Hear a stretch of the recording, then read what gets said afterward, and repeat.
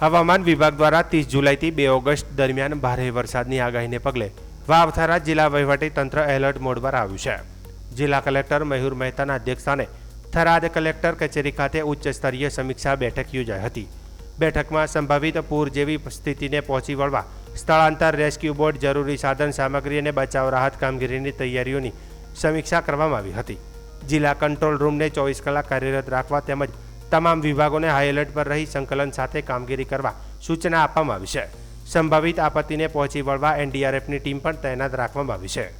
જિલ્લા તંત્રે નીચાણવાળા વિસ્તારો, નદી, નાળા અને જળાશયો પર સતત નજર રાખવા તેમજ માર્ગ વ્યવહાર, વીજ પુરવઠો, આરોગ્ય અને પીવાના પાણી જેવી આવશ્યક સેવાઓ અવિરત ચાલુ રહે તે માટે જરૂરી આયોજન કર્યું છે.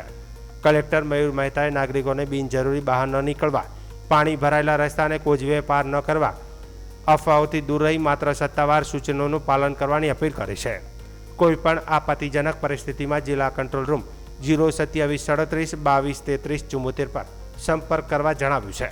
બેઠકમાં જિલ્લા વિકાસ અધિકારી કલ્પેશ કુમાર શર્મા, નિવાસી અધિક કલેક્ટર તુષાર જાની સહિત તમામ તાલુકાના લાયઝન અધિકારીઓ હાજર રહ્યા હતા.